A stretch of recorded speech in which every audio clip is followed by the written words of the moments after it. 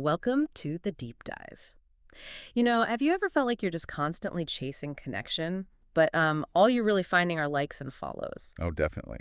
That kind of online buzz, right? It feels good for a second, but then it often leaves you feeling, well, maybe even more alone. Exactly. We all have this deep need for real connection, to genuinely belong, make an impact.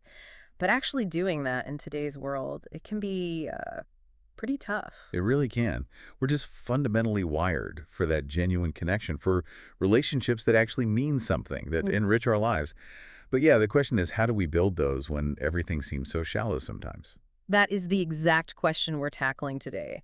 And this deep dive, it's a bit unique. It actually comes from this really powerful message I heard from Pastor Matt Erdos at Living Water Community Church. Oh, okay. Yeah, he talked about the biblical idea of the power of relationships, but he made it so relevant for your life right now. That sounds great. So we're not just talking theory here? Not at all. We're going to unpack, I think, three really key insights from that message. And these are practical things, takeaways you can actually use to build stronger, more meaningful connections. Excellent. Things that can make a real difference. Let's get into it. Okay, so Pastor Matt really started by setting the scene, didn't he? Going back to Jesus in the upper room. He did, and it's such a crucial moment. Think about it. The Last Supper. Judas has just left, gone off to betray Jesus. Right, so the mood must have been intense. Incredibly. And Jesus is talking to, as Pastor Matt put it, the faithful few, his core group, just the 11 disciples left. And what does he tell them in that specific moment? Right then, in John 13, he gives this command. He says, just as I have loved you, you also are to love one another. And then the kicker. By this, all people will know that you are my disciples if you have love for one another. Wow. By this, not by anything else, but by their love for each other. That feels like such a direct challenge to how we often operate today, doesn't it? All the focus on, appearances or sounding right. It really does. Jesus was setting the bar incredibly high. He was talking about a kind of love that would be undeniable, the defining characteristic. How do we even start with that? Well, that leads right into the first big idea Pastor Matt focused on. Our love for God gives our relationships power. Exactly. That's the core of it. That's right. The power in your relationships with others, that divine kind of love, it starts with your own personal connection to Jesus. So it's like you can't give what you don't have. Precisely. You can't pour what you haven't received. Pastor Matt used a couple of really good analogies for this. Oh, yeah, the lamp. Yeah, the lamp. A lamp just sitting there isn't going to light up a room unless it's plugged into the wall, into the power source. Right. Or the hose he mentioned. The hose in the field, yeah. Useless for watering anything unless it's actually connected to the tap, to the water source. It's a simple idea, but really profound. The life, the power, it comes from the source. It really is. And our relationships are the same. Without being plugged into Jesus, who is the source of that perfect love, they just lack that real power, that light. It reminds me of what Jesus said in Matthew 7 about building your house. Oh, absolutely. Building on the rock versus the sand. Life's storms are going to come. Jesus guarantees that. Yeah. And those storms reveal what your foundation is made of. So if your relationships, your life, are built on that rock, on Jesus, then they have this incredible resilience. They can withstand the pressure, the challenges. That connection to God is the firm foundation. So how does this actually, play out in real life, in our relationships? Maybe like marriage, for instance. Well, Pastor Matt pointed to examples right there in the church community. Yeah. You see couples like Dave and Mary or Elder Andrew and Kelly who just celebrated 22 years. Yeah. Their marriages aren't perfect. No marriage is. But they're demonstrating that Christ-centered commitment gives relationships this deep resilience, this staying power through thick and thin. It's built on something bigger than just themselves. And you contrast that with, well, the stories we unfortunately hear all too often. Right. The flip side, relationships without that solid divine foundation. We see the headlines, don't we? The CEO scandal or that awful story about the dentist. It's tragic, and it really highlights what can happen when relationships aren't anchored in something more lasting than, say, feelings or personal gain. It also feels like there's a spiritual battle element here, too. Pastor Matt mentioned the enemy wanting to isolate us. Definitely. Negativity, comparison, fear. These things push us away from connection. The enemy loves isolation. He knows if he can disconnect us, he can weaken us. So that connection to Jesus isn't just about personal peace. It actually gives us the power, that kingdom power, to overcome those isolating forces and truly love others. Exactly. It fuels our ability to connect authentically. Okay, so if our connection to God powers our relationships, that flows right into the second point, which is that relationships reflect your discipleship. It does, perfectly. It follows directly. Remember Jesus' words in John 13:35. By this all people will know that you are my disciples if you have love for one another. So how we treat each other is basically the evidence, the proof. It's the visible sign. If we're not reflecting Christ's love and how we interact, how will the world genuinely know him through us? It's not Mhm. just about words. And you mentioned 1 John 4.1 reinforcing this too. Yeah, no one has ever seen God. If we love one another, God abides in us and his love is perfected in us. We don't see God physically, but people can see his love made real, made tangible in how we treat each other.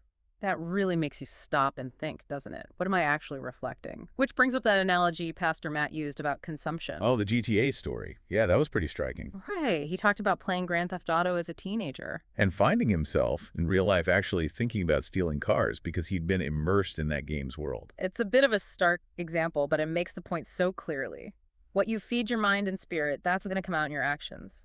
Absolutely. If you're consuming negativity, anger, division, guess what you're likely to produce?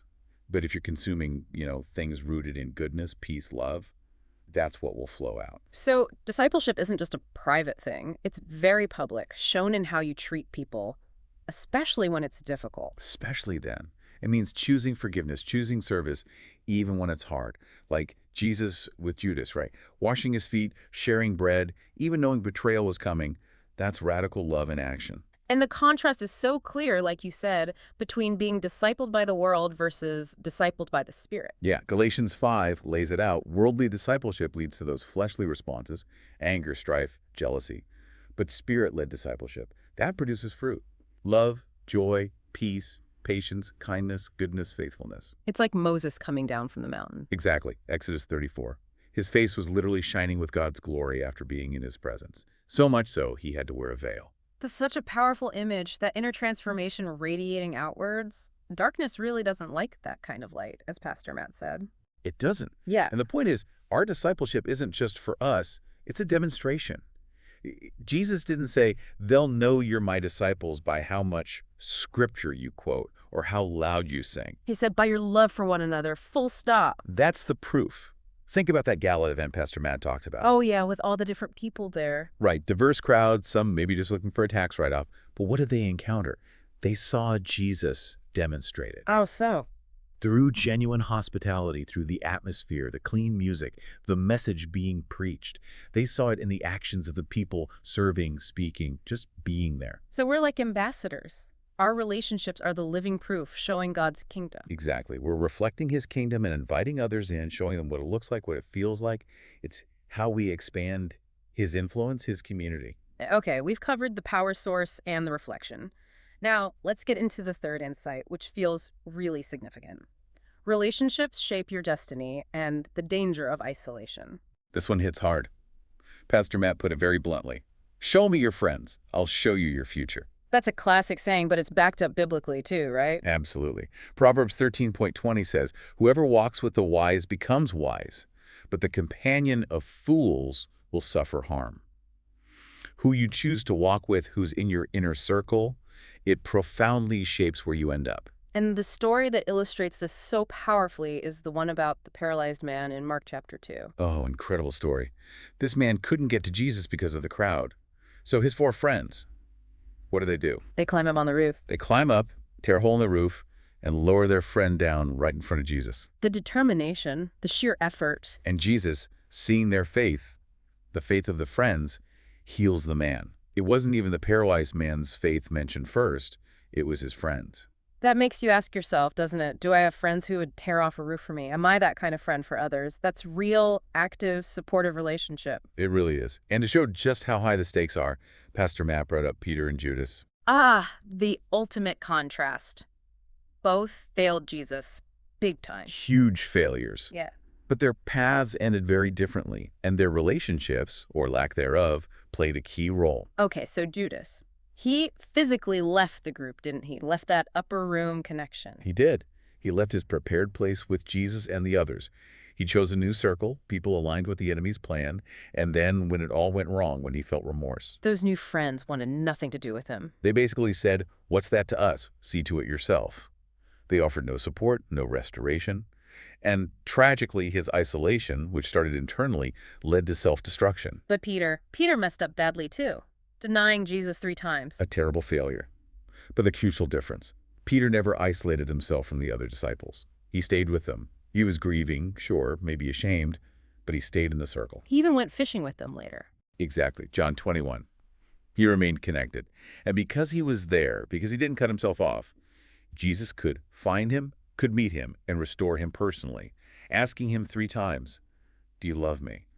Matching the 3 denials with 3 affirmations of love. Wow. So the message is clear. Connection is vital. Isolation is dangerous. Extremely dangerous. Pastor Matt pointed out, the enemy doesn't necessarily need to destroy you outright. Sometimes all he needs to do is disconnect you Disconnect you from your supportive circle, from your calling, ultimately, from Christ himself. And it can happen so subtly, can't it? Yeah, through disagreements, maybe politics, hurt feelings, Yeah. even silly things like sports rivalries if we let them, things that drive wedges. All designed to break those vital connections. So the call to action is pretty clear. Don't isolate yourself. Don't do it. Especially not from those strong relationships built on Jesus. Stay connected to your discipleship brothers and sisters. Let them speak into your life, even when it's uncomfortable. Because they're there for a reason. They are. You're where you are for a reason. God places people around you to encourage you, challenge you, help you grow. Don't shut that down. Okay, so let's quickly recap these 3 big takeaways from Pastor Matt Erdos and Living Water Community Church as we wrap up this deep dive. Sounds good. First, relationships begin with connection to Christ. You've got to be plugged into the source, Jesus, to have that kingdom power, to love others well.